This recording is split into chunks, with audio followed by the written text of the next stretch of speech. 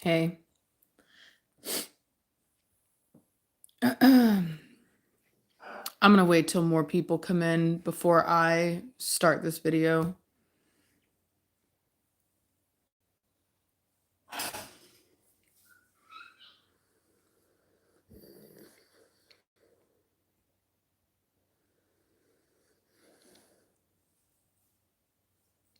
Sorry, Terry, I had to go ahead and address this because there's been quite a bit of drama from that last video that I made, and a lot of people are taking it wrong. I even had a woman call Reese, uh, and Reese called me and basically was like worried. Um, and so I need to in fact, yeah, you guys, I haven't done a thing. Yeah, I need to I forgot. I've been meaning to do this for a while, to do a live where I can add on my mods, doing the same mods that I've done before. Where's Spirit Bear at? Where you at, girl? There you are. I think that's all my mods.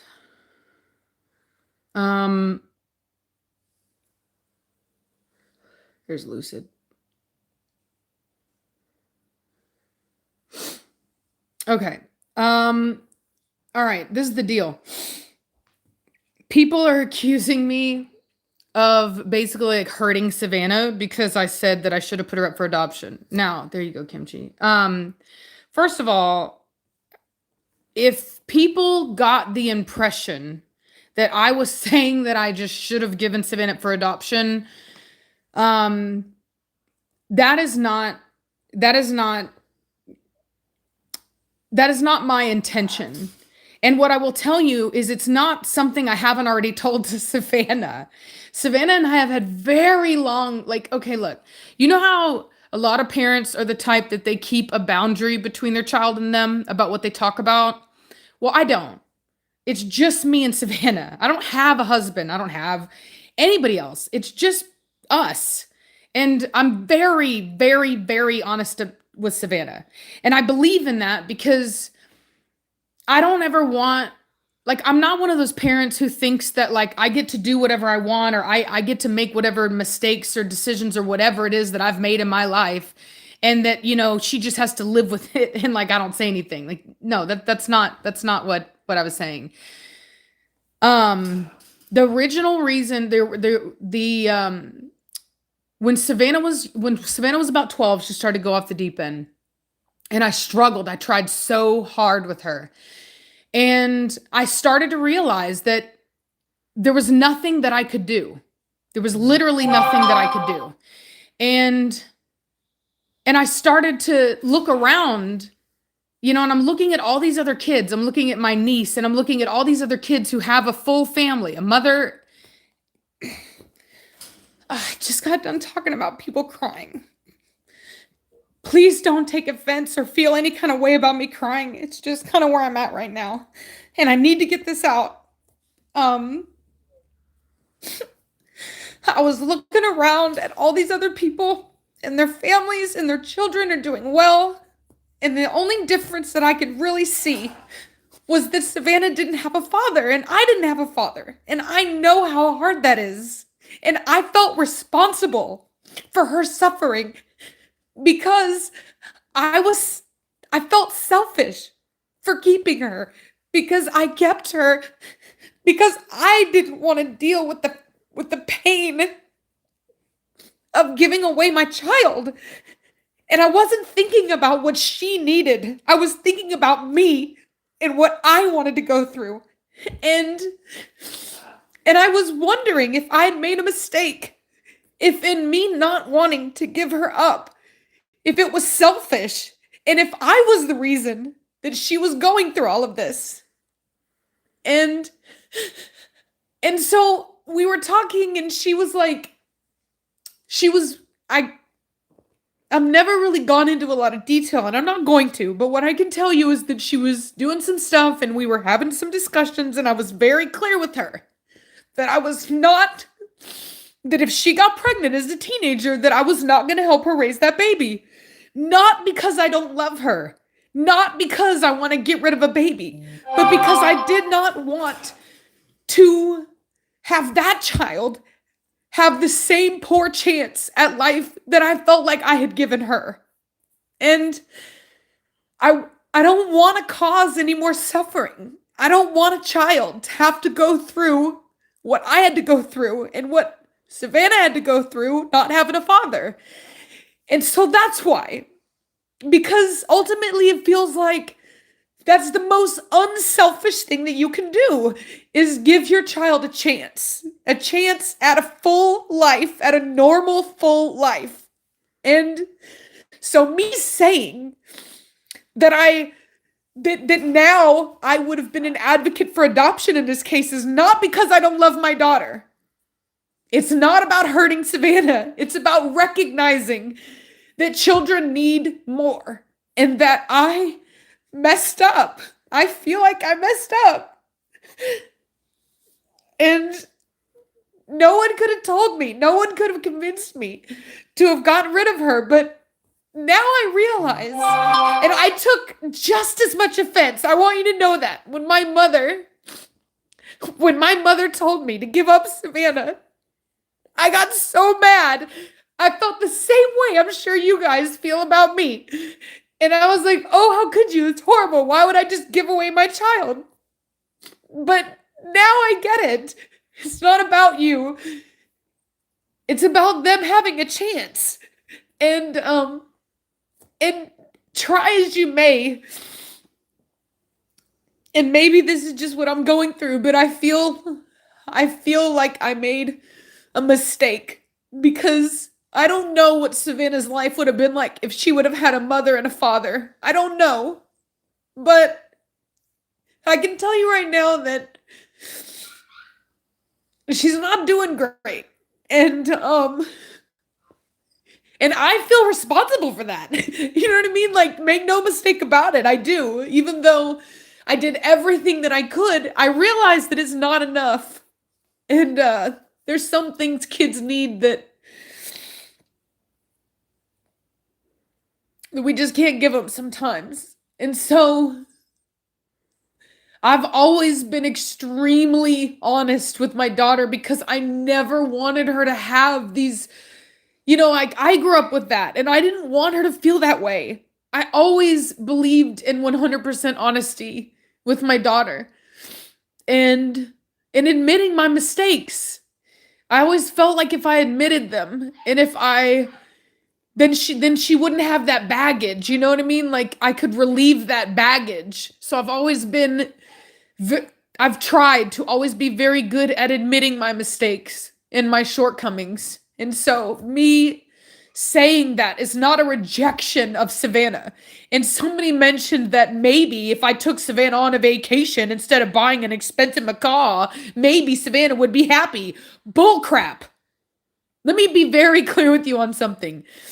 Savannah has everything she could have ever asked for. All I ever ask is that she is nice, that she does what she needs to do, that she's responsible. But other than that, Savannah does not want for anything. Not anything. If she asks me to go to the store to get her something, I'll get her 5. And maybe I spoiled her. And there's a lot of people who have told me in my life that Savannah is spoiled. I don't know, but I can guarantee you that a vacation ain't fixing what's going on in this house. Believe me, if that's what it was, if all I had to do was not buy a macaw and take her on a vacation, I'd have done 1,000 vacations. Any amount of money that would have been necessary, I would have paid it to be able to have her living a life that she can be proud of and be happy in. And I cannot tell you that macaw means nothing compared to my daughter. Nothing that means anything compared to my daughter. My life is because of my daughter. You don't understand. Like, I wouldn't have the life I have now if it hadn't have been for trying for her. I was a loser. I was out partying. I was doing drugs. I was a criminal. I was an idiot when I got pregnant. An idiot. And I told myself I would not do that to her, that I was going to be a good mother. And I've tried ever since then to be a good mother and to provide for her, and that has been extremely difficult. And I think what's hard right now is that even though I've done all of that, it hasn't been enough. And it really hasn't made, it feels like it hasn't made much of a difference. And because I've lived for my daughter, what I realized, and I was making this video, the other video about, was like, being alone lately has made me realize that she's so much a part of my life that I don't even know what to do without her. Like, I can't even tell you how lonely I've been. She's like my best friend. That's what's so hard. Because I found these messages that she was writing to her friends. I wasn't even like looking, like it was made aware to me that there were things going on and that I needed to be, things that I'm not going to go into details, but I had to intervene. For Savannah's safety, I had to intervene. And so I looked through her phone, which is not something I do. Like, I'm very much like, she's 17 years old, she's going to do what she wants to do. Like, I don't look through her stuff. But I did, because it became very clear to me that I needed to look. And I just saw all this stuff and how she feels about me and the things that she says. And I realized that, like, even though I had been trying so hard to be a good mother, it didn't really matter. She didn't notice any of the things that I was doing. And it didn't really make a difference. I'm so sorry, you guys. I hate to be crying like this. But, I don't know. It just, I guess, I know you guys don't know. And I'm not going to do that to my daughter. I'm not going to defend myself by telling you what I've gone through with her. All I can tell you is that for the first time ever, I was honest with you guys about a little bit about what I've been going through. And if you knew me personally, if you know what I've gone through personally, believe me, I could have made a whole bunch of videos, but I'm not going to do that to her. And I normally don't say anything because of this, because people always want to judge the parent. It's like a child can do no wrong. And it's always the parent's fault. And believe me, I'm the mother and I feel that way. I feel like it's my fault. So, I mean, you know what I mean? I get it. But I promise you that ain't it. That ain't it. You want to blame me for being a single mom? You want to blame me for not being emotionally prepared for having a child? Sure, whatever. But not being emotionally available? No, honey, that's not it. That's not it. I'm very emotionally available for my daughter. Extremely. And to the point where I'm going to be honest with you, Savannah has more power in our relationship than I do. And some people have seen that. Because Savannah went through a period of time where she would literally talk down to me on camera and stuff like that. So it ain't that way.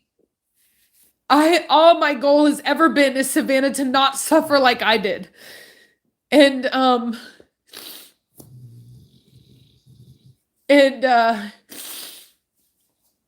I don't claim to be a great parent. I'm not, obviously. I'm a single mother. I made mistakes. I had children out of wedlock at a very young age. Like, I'm nobody's superstar mom, and I don't claim to be. But that, you will not judge me for that. Because I don't go around telling my daughter I shouldn't have given you up for adoption. No, that's never the conversation that we've had. It happened in a moment of honesty about her becoming a teen parent and what I was willing to do and what I wasn't willing to do. And me admitting a mistake, saying that I felt like maybe I should have put up for adoption, is not me being like, I reject my child. No, it's about recognizing that I was a failure as a mother. That single motherhood is extremely difficult, and I'm not even sure that it even is, I don't know. I'm sure there's kids out there that it's worked for, but it didn't work for me. And in me taking responsibility for that, not putting it off on her. If I was blaming her, then I would have said she's just a rotten kid and I would have put her business out there. I didn't do that. So adoption is not, it's not a rejection of your child. It's not giving away your child, which is exactly what I thought it was, and that's why I didn't do it. And now I realize, no, it's not. Maybe it's about giving your child what they need. You know what I mean? You wouldn't put a tree in the ground in a bunch of rocks and just expect it to grow. You would put a tree in the ground with everything that it needs to grow. Fertilizer and the soil and everything. If you wanted that tree to go big and strong, you would do everything in your power to make sure that it could. And if you couldn't, then maybe you shouldn't be planting trees. And I'm sorry that I had to learn that lesson now after the fact, but unfortunately, that's how a lot of times you learn things because you have to walk down the wrong road first. But all I can tell you is that if I didn't care about her, I would be uploading because I wouldn't be emotionally compromised. I would be going along business as usual because my emotions wouldn't be affected. And I'm not. I can't tell you what it feels like to be so scared for your child and to see them walking down a path that you know is not going to lead anywhere good and there's nothing you can do to fix it. Especially because they don't want to hear anything you have to say. Not only that, but the worst thing is that she won't be honest with me. She'll tell me whatever I want to hear. And she'll act like everything's fine. And that's what I meant by the nightmare, because I'll believe it and I'll think everything's fine. And then I'll find out that it's not. And it just really hurts and it scares me. And it makes me feel like it's all my fault because I kept her. And so if you want to blame me for anything, blame me for not being smart enough to realize that I had no business trying to be a mother. Because that's my mistake. You want to judge me for something, that's what you judge me for. Because that's the truth. So I do try to keep our business private. I don't go out there putting my business or Savannah's business out there. And believe me, there's things going on that if I was any kind of corrupt parent, I'd have put my daughter out there front and center and been and you know, trying to push her in my social media to get likes and follows and everything because I'm such a loving and accepting and compassionate mother and blah blah blah blah blah. But I don't do that kind of crap. And I had to say something. I've been gone, and honestly, you guys, and as sad as it may be, and maybe my haters, you know, you take joy in this, and I'm happy to tell you, you know, we all got our issues, so maybe you don't have to hate me so much because my life ain't perfect, and it's, you know, and I'm sad, and I'm lonely, and I'm whatever, so maybe that'll make them happy to know that my life is not just peaches and cream, but I don't have anybody else. I've got Reese, and she knows what's going on. And her and her family are trying to help me, but that's all I have. And so I got on here to be a little bit honest, not to put my daughter's business out there, not to be any kind of way, and people always got to twist it. But I had to say why I haven't been here. And I'm sorry if that ticks some people off and upsets some people. There's nothing I could do about that. So, but trust that anything I say on here, I've told to my daughter. There will not be a thing at any time ever that my daughter will learn off of a video that didn't come from me. It hadn't come from me for a long time. Okay? Because my daughter and I have long conversations. That's what we do. We talk. I'm a talker. And I always feel like we can just get to the bottom of it. But,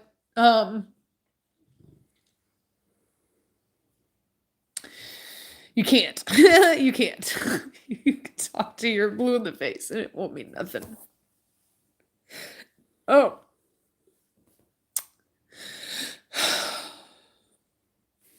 And I'm sorry, you guys. I've just been I don't know. I don't know what I thought. Every time I ever put up a video where things are not perfect, I always get these haters. Oh, they just love it. And they just want to jump on and they want to dig that knife in even deeper. And like the macaw comment, like somehow somebody really thinks that if I hadn't spent a couple $1,000s, everything would be great with my daughter. It's such a stupid, pathetic thing to say. That I'm not emotionally available to my daughter. Are you really serious right now?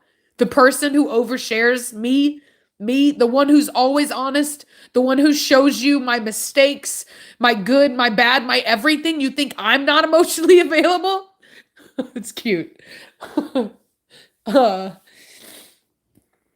it's cute. So, anyway,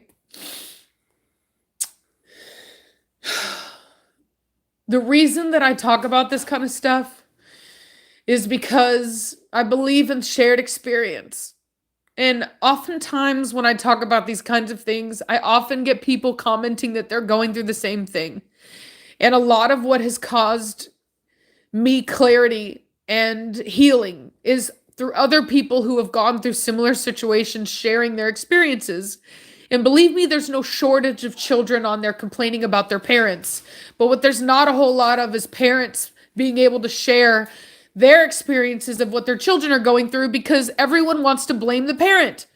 Everyone wants to look every time you see a child on there on TikTok or whatever, and you see some kid on there being an idiot, and everyone wants to judge the parent. And I can tell you right now that sometimes it's not all the parent's fault. Sometimes there is a parent that sees exactly what you see and is trying desperately to change that child and change their view and get them to change their behavior, and they're unwilling to listen and they're unwilling to do anything. And blaming the parent isn't doing anything but furthering their pain and their suffering. I am not a perfect parent and I've never claimed to be, and I have made mistakes, but not being emotionally available is not one of them. Rejecting my child, not one of them. I would never, like, I had that growing up. I've been abandoned so many times by my mother. It's not even funny. I can't even tell you how many times that she's told me, I don't want you in my life. I'm disowning you. And she's not only said it, she's done it. 7 years old, man. I was mad at her because I had just gotten back from foster care and I had been living with her for maybe a year at that time. And I was like, maybe, I think I was like 6 years old. She had been such a mess. And I was so mad at her. And I was like, I don't want to live with you. I hate you, blah, blah, blah. And she's like, okay, you don't want to live with me? I'll call the people. And she fucking called them. And I was gone the next day. So I know what it is to be abandoned, to have a parent do that. And I would never do that to Savannah. I would never put her through that. The words couldn't come from my mouth. I could never do that. So believe me, Savannah knows. She knows I'm there for her. And this isn't about me. What she's going through isn't about me. And believe me, if it was, I would do everything I could to fix it. But I can't, because it's not about me. So anyway, I know that this is really personal. And I know that there are people that probably feel that this is not a place for this kind of conversation. But what I can tell you is that my life has been anything but normal, so who cares? And I just hope that maybe somebody else, I don't know. I don't even know that this is even helpful. But it is what it is. And I'm sure that my haters will continue to hate me, and I'm sure that they will always find a way to judge me and always find a way to think that I'm lying or that I'm whatever or blah, blah, blah, because they hate me and that's just what they're apparently on this planet to do. But for anyone else who just took it wrong, for anyone else who just doesn't know, this is the truth. This is the reality of who I am as a mother. I'm fully capable of admitting my mistakes, and I'm fully capable of admitting where I'm wrong and where I could do better. But loving Savannah rejecting her, those are not things that she has to deal with. Um so I'm gonna um try to get back to normal and making regular content with you guys. But I just had to clear that up. Um so like I said, I know that this is not appropriate. I know that there are gonna be people that are gonna be laughing about it. But you know what? I'm not a normal person. I wasn't raised in normal. I wasn't raised in any of that kind of stuff, so you shouldn't expect it from me. um my whole life, I told my entire life story to everybody. I always had a new therapist. I've been in foster care since I was literally 6 years old. And I'm used to telling very personal things to complete strangers. It doesn't mean anything to me. My own life means nothing as far as the privacy in that way. I don't have a concept of that like other people do. So I don't have that same experience. I don't have a value on the privacy of my own trauma. It doesn't exist for me and it never has. So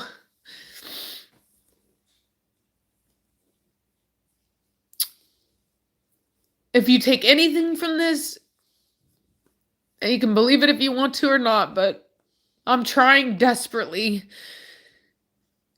to save my daughter from a life of nothing but pain, misery, and regret. And she's walking down the same path that I did at her age. And the same path my mother went down, the same path my grandmother went down.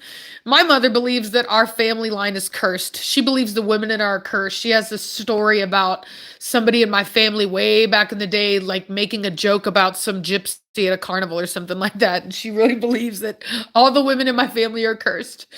I don't believe in crap like that, but I can tell you that I thought that maybe I might be the one to fix it. That I might be the one to stop that process. And I don't know why I thought that. I don't know why I thought that. I mean, why? Such a stupid thing to think, right? I mean, it's like they always say if you keep doing the same thing expecting different results, that's like the definition of insanity, right? I mean, and I kept my kid. Got pregnant when I shouldn't have by a man that I shouldn't have. And I did the same thing all the other women in my family have done. I tried to raise her. And maybe that is my mistake, and that's what I said. That's why I've said that about the adoption thing. Maybe that was the right answer. And I didn't believe my mother when she told me that because I didn't trust her. Because she hadn't been a good mother to me. And so I didn't trust her judgment. I thought she just didn't want me to have my daughter. I thought she was jealous and that she didn't want me to be a better mother than her. That's what I thought.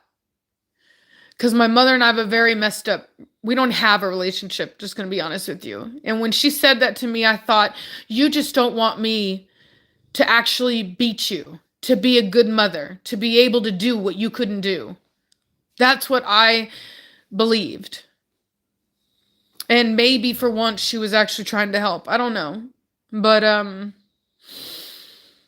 But my entire goal has always just been to raise her up well enough to keep her safe enough. I mean, you have to understand, we grew up in very poor areas, Savannah and I. I didn't have money. And I would wake up every morning and I would drive her to the nice schools so that she got a better education. I've done everything that I can possibly do to give her the best chance at having a good life. I've always been honest with her about my mistakes, hoping that she would learn from those lessons and then not do that kind of stuff because, a lot of people, they either repeat the mistakes of their parents or they go the other way. And I went the other way. I always looked at my mother and I was like, that's who I don't want to be. And so I would deliberately not do the things that she did. Like my mother's been married like 6 times. The woman will not work. Okay. And and she'll get with whoever. Like whatever guy will take care of her. It's not about love. That's just what she does. And she's got this ring, this wedding ring, just with all her diamonds on it, all of the rings from all the marriages she's had. And let me tell you something, I've never been married, not one single time. I've been asked, but I said no. I've been asked twice, but I said no because I knew that I would have divorced them. And I've never gave a child up. My mother had 2 abortions before me, gave me up, had my brother gave him up. She's abandoned every child she's ever had. I never did that. And I was always determined to be better than her and to not make the same mistakes as her. And I thought that if I was honest with Savannah, that she could take that information in and then put that into her catalog. Like I've grown and I've learned all these things. And I thought to myself, okay, now I can take all this wealth of knowledge and I can pass this on to my daughter and help her kind of, I used to tell Savannah that it's kind of like having a cheat sheet. Like if life is a video game, I have the cheat sheet. Just listen to me. I have all the cheat codes. And it hasn't changed anything. And in an effort to try to realize the reason for the failure, because I'm always trying to look for the reason, the causation, I blamed it on myself in stating that I think adoption would have been a better answer. Not because I don't love my daughter, not because I don't want her, not because I reject her. We're obviously past that point. But of looking at the situation and seeing, where did I go wrong? What could I have done better in this situation so that we wouldn't be in this situation? So that she wouldn't be in this situation. And all I can do is look at that. So,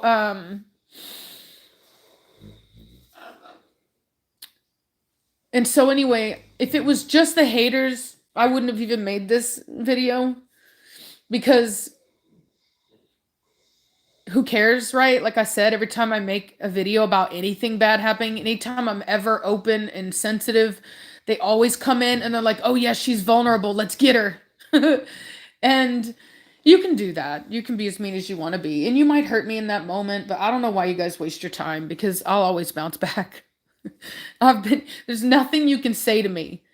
All of you haters out there, and I know you're watching, there's nothing you can, I challenge you, there's nothing that you could ever say to me that would be worse than what I've gone through in my life. So I will always bounce back. I will always be fine, because you can't even come close. You cannot come close. There's nothing you can say that's worse than your own mother telling you that you're spoiled, rotten, they hate you, and they don't want you in their life, and they're disowning you. So there's nothing you can say. But this other lady that called Reese, you know, she seems to think that she's coming from a place of respect and concern and care. And personally, I don't see how, when you want to judge somebody for saying something on the internet when you don't even know the whole story. Like, it's funny to me how these people think, is Savannah going to see this? Why? Do you think I'm worried about that? Do you think that I am the type of person that would put something on the internet that and not think that my daughter would see it?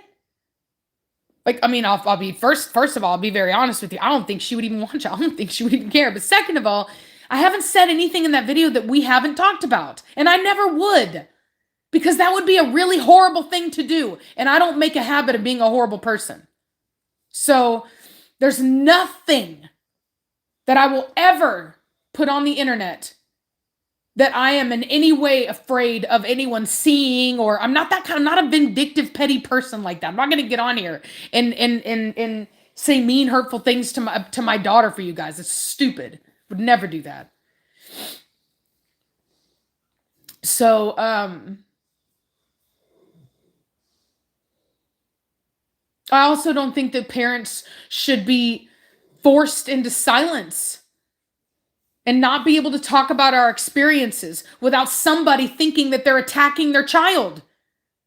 You know what I mean? Like, we matter too. Adults matter too.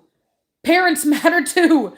And you know what? For once, I was actually honest with you guys about how I'm feeling. And I'm not going to have here people sit here and try to make me feel like a bad person because I was honest about it. You know what I mean? Like, no. I'm this is my life, and as far as I'm concerned, TikTok has already removed that boundary. A bunch of people are sharing their experiences, and maybe this is a mom talk one. You know what I mean? Maybe this is a moment where this is a parental conversation, and maybe as a child you won't understand it. I get it. So, but I would never ever get on here and try to use you guys to hurt my daughter. So, I don't have any shame over what I said. I'm not going to delete that video because Savannah already knows how I feel. She already knows that I feel like children need both their parents, and like I failed in that regard. Because think about it this way. What you don't know does not hurt you. And what I can tell you is that when my mother, the first time she abandoned me, I wasn't even born in Texas. I was born in Las Vegas. And my mother, when I was, God, I had to have been 4 years old, took off on the back of a motorcycle. This guy drove up, and I guess she knew him. And she had a husband, okay? She had a son, my brother. He was 2 years old at the time. She jumped on the back of his motorcycle, took off. Now, she has her own story about what happened, but she loves her stories. And needless to say that he brought me to Texas after she was gone for a while, I think 2 weeks or something like that, 2 months maybe, something like that. He left and came to Texas where his family lived. And then he didn't want me because I wasn't his daughter. And so he and his parents didn't want me, so they gave me to CPS. And so my mom somehow finds out about it, and somehow, even though her whole story is it's not her fault, somehow she was able to get her butt up to Texas and begin the fight to get me back. Now, at that time, I was in a foster home, the Garys. And I think it was just Kathy and Gary. I don't remember their last name. But anyway, I was happy. They lived in the suburbs. We were very, very, very, very, very poor. Very, very, very, very poor people.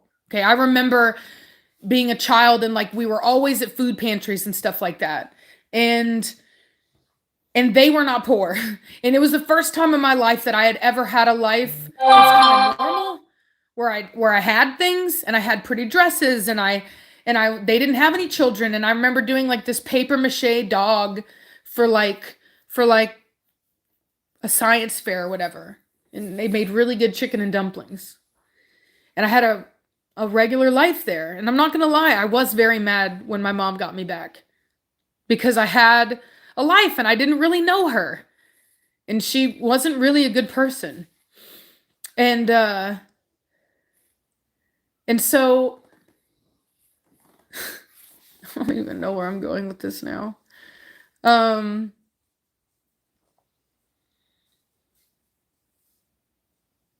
Yeah, I just lost my train of thought.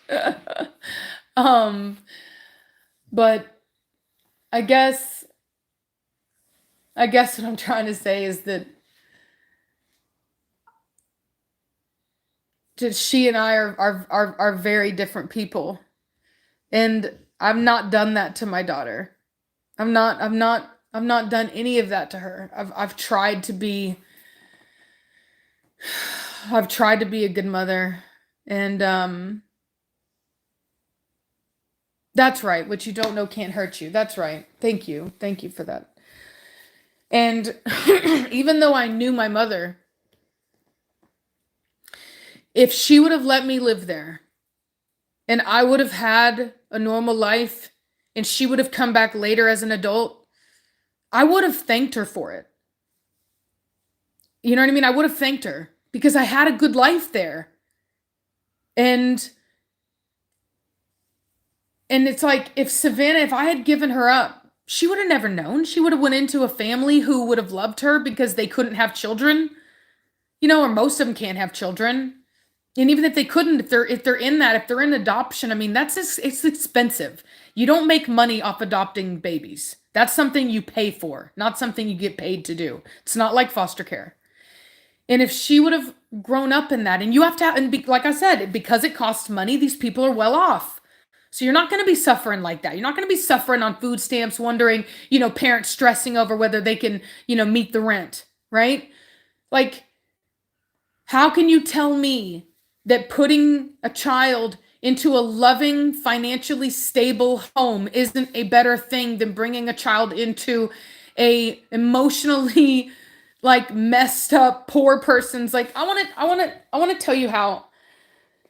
You see, I thought of this as my like when I think about what I've gone through to keep Savannah, in my mind I think to myself, like, it is a moment of like pride for me, or it used to be, of pride, because when my mother wanted me to abort my daughter and I wouldn't do it, and we were in Abilene, Texas, tiny Abilene, Texas, no help there, nothing that I could have, no help, no social services that would have helped me. Like, I was, so they're not even public transportation, okay?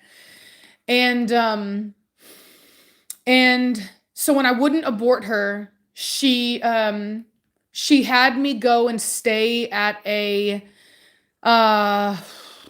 she didn't have me go. She made an appointment for me to go to this place that does adoption. And you basically go live there, and then you don't pay anything, and they pay for everything, and then you give up your kid. But I had no intention of doing it. But what I did see was a place where I could save up enough money to get the hell out of there. Because in Austin, there's a lot of help. In Austin, I would have been fine.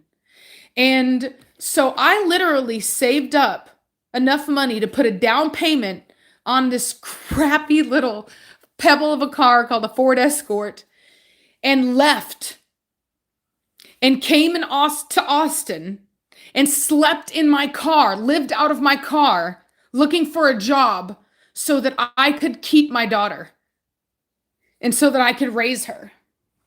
And I got a job at a telemarketing place selling those stupid subscriptions like Columbia House Records, and rented a room with some people. And like, that's how bad it was when I had my daughter. I was in no position, but I just didn't realize that. At no point did it even occur to me that I even needed to be in any kind of position to have a child. I guess I just thought that somehow you just make it work. And I think in my mind, that's what I kept thinking, was that somehow we would just make it work. And we did. We did make it work. But I don't know. I don't know. You know what I mean? You don't know what you know, and you don't know what could have been, or whatever. You know what I mean? But I just kept thinking that if I could just get her to Austin, if I could just have her in Austin, that I could make it, that there was enough support there.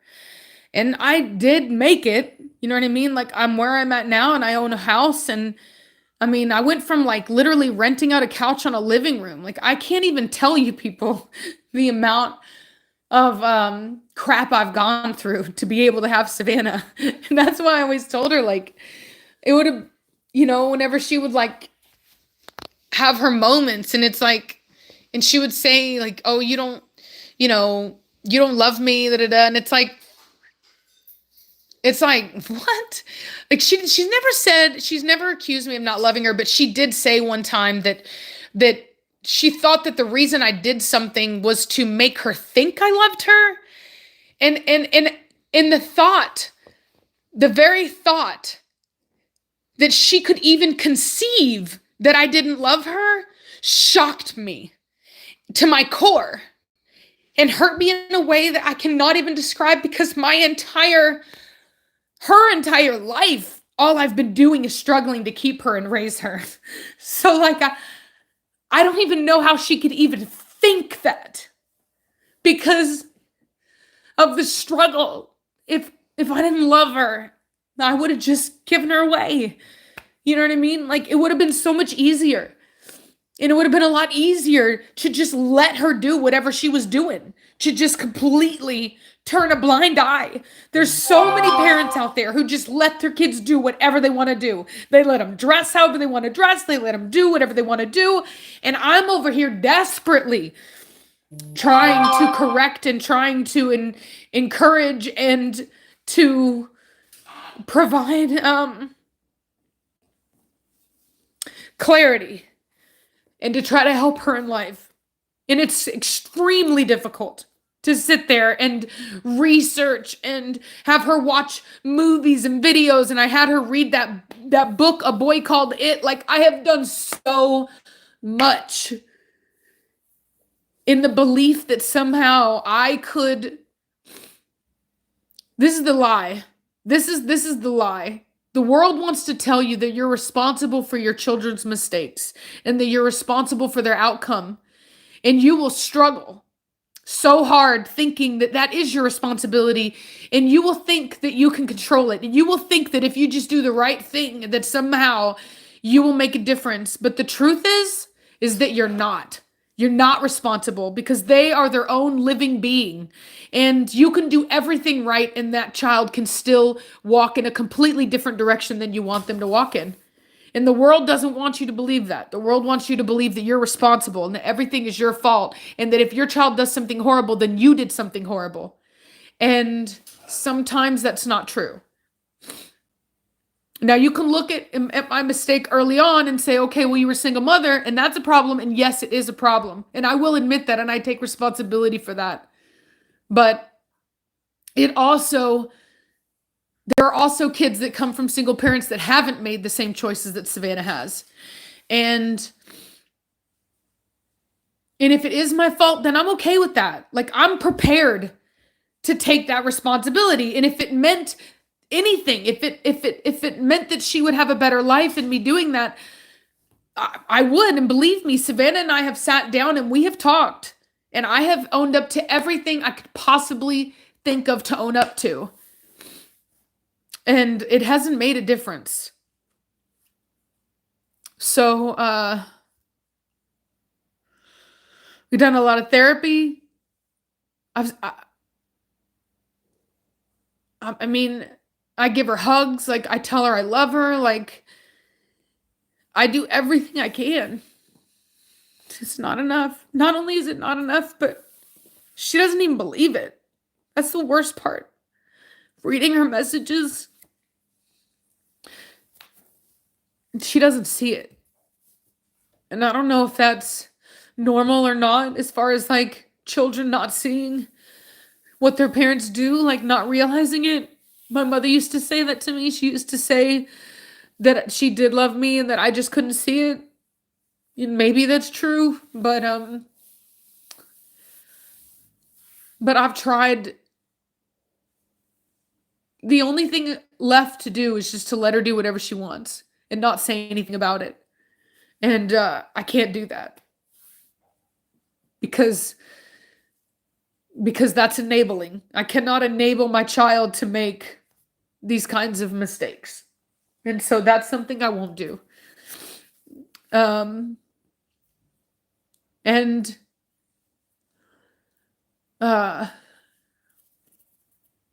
Anyway, so I'm not a victim. Savannah's not victimizing me. I want to be very clear on that. This is just part of the struggle, and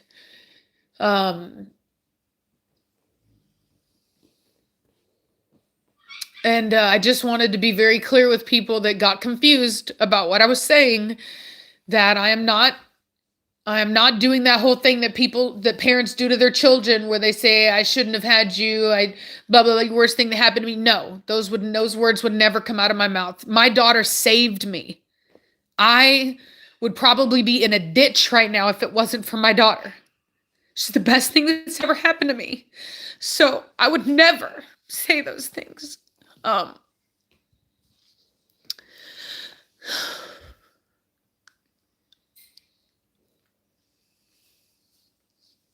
I just wish that I could save her too.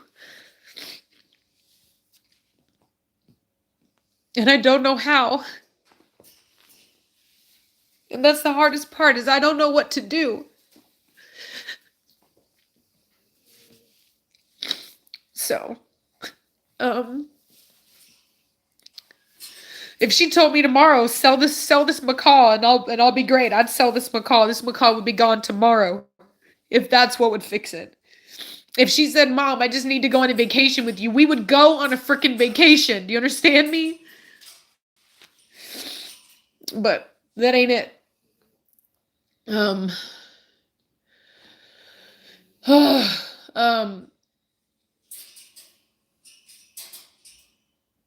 So I don't even know what I'm saying, as far as like, I don't know what I don't think I've come to any kind of conclusion to this. I don't think that I don't even know that there's a lesson to be learned in all of this. I think you just take from it what you will. But maybe if you're a kid and maybe you're going through this with your mom and you're watching this, parents are not perfect. And if they're trying, then you have a good one. Because a lot of parents don't even try. So if your parents are still there and they're loving you and they're trying, just give them a break. And recognize that at least you have family. Because I don't. And it's just me and Savannah over here. I have no family. I don't have a mother. I don't have a father. I don't have grandparents. I don't have aunts and uncles. I have no one. I don't even have a brother. I have a brother, but we don't talk. So if you have your family, take it from me. Don't take it for granted. They might piss you off sometimes, and they're not going to be perfect, because there's nobody perfect. But if you have your family and they're trying, then you are blessed. That's what I can tell you. So, I need to do something with myself today. I'm not just gonna sit here and cry all day. I'm gonna get to work. I'm gonna paint. Decided to be true to myself. I'm not being true to myself. This living room is not my style. I don't know what I was trying to do. And I'm gonna embrace who I am, which is a deeply moody and intense individual. I'm about to paint my living room dark blue. So, because I've realized that I am much too dependent on my daughter. Our relationship is really all I have, and I need to prepare for the fact that she's going to be on her own very soon. Not because of me, not because I'm kicking her out. She wants to go. I saw her messages. She plans on leaving back to Texas the minute that she gets to. So I'm gonna be, here, and I need to be comfortable being alone. I need to be comfortable being with myself, and so I'm gonna try to just learn to do that better, and because I think a big problem, and I've heard this from people before, is that my daughter and I would say a big issue is that we're more like friends. We're more like sisters than we are like mother and daughter. I have a very hard time being as firm as I need to be with her, which might come off so funny because I'm so good at parenting my dogs and setting limitations with them. But I think with my daughter, I'm always scared that she's going to hate me, and I don't want her to hate me, and I don't want her to feel unloved. And so sometimes it's hard to be a great disciplinarian. And I think that's where fathers are really great, because a lot of times men are better at separating the emotion from the discipline, and they can do that. They can play that role better. And even as tough as I am and as masculine as my energy is, and I know it is, that's an area where I know that I'm not really great. Um,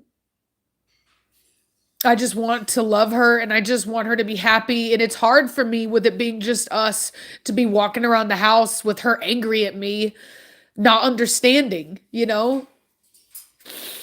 And I've never really known how to really sit with that.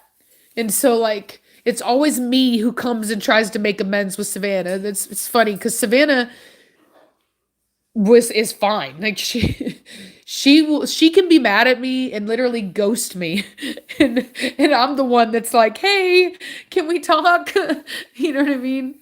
So, probably another area where I shouldn't have been a parent cuz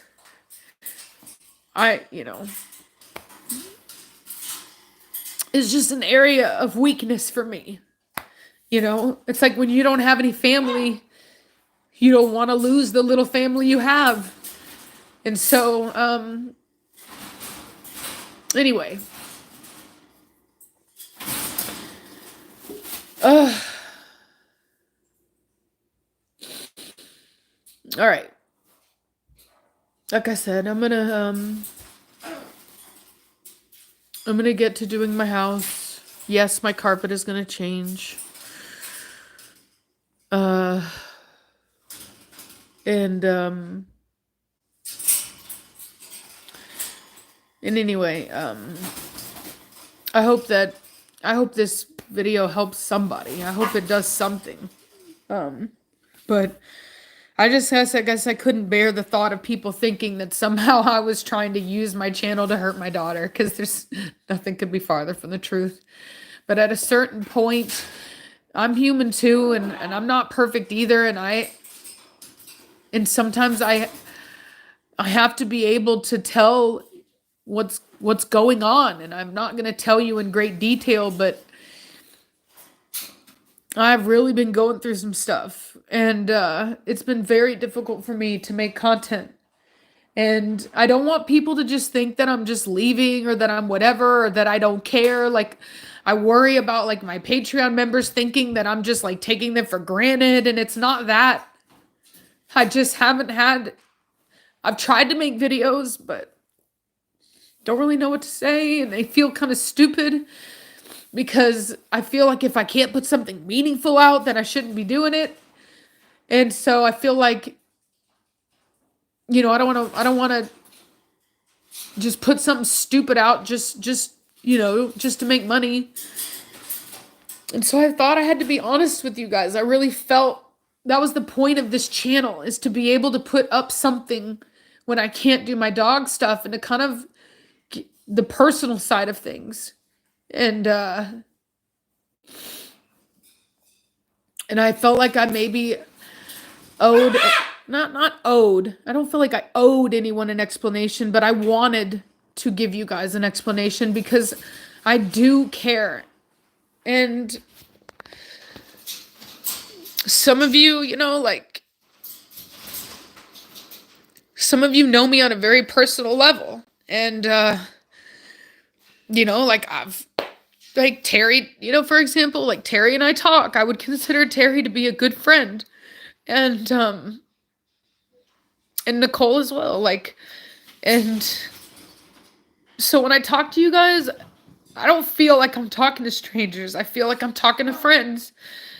And so sometimes maybe I'm a little more honest than I should be. But that's all I have. All I have is you guys. So, I'm sorry for the people that don't understand that.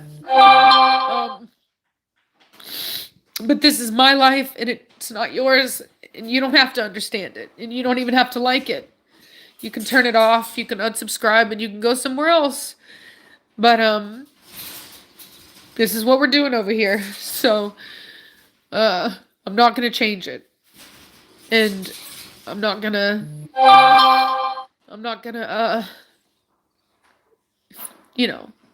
I'll acknowledge how you feel, but I'm not gonna change. So, anyway. All right. Another Scott as well. Scott is another one that's a good friend of mine as well, I would say. There's some people on here that thank you. And that just know me personally, and you know who you are, Jessica. And I really appreciate you guys, and I hope that you know that. I hope that you know how much I appreciate you guys. And I hope that this is evidence of anything, is that how much I appreciate you guys, that I'm willing to be honest with you guys about stuff like this and confide in you as a friend.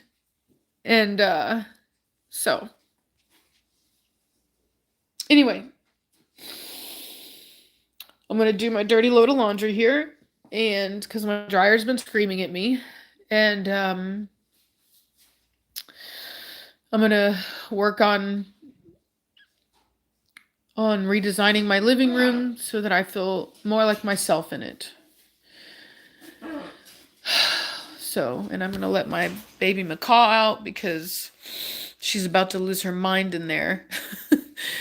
So anyway,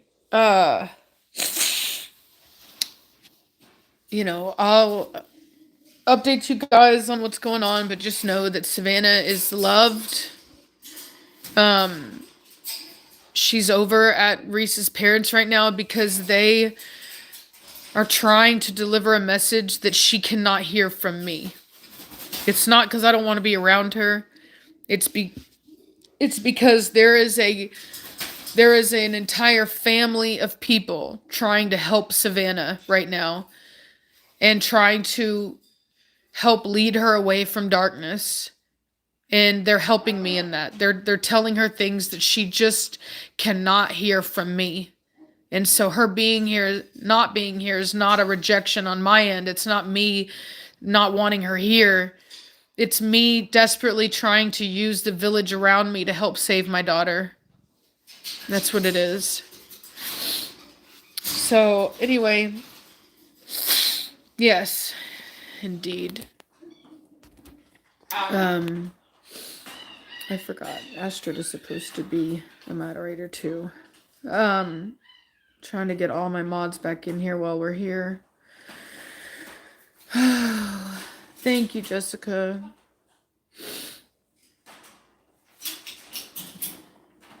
Oh, all right. Well, I'm gonna let y'all go.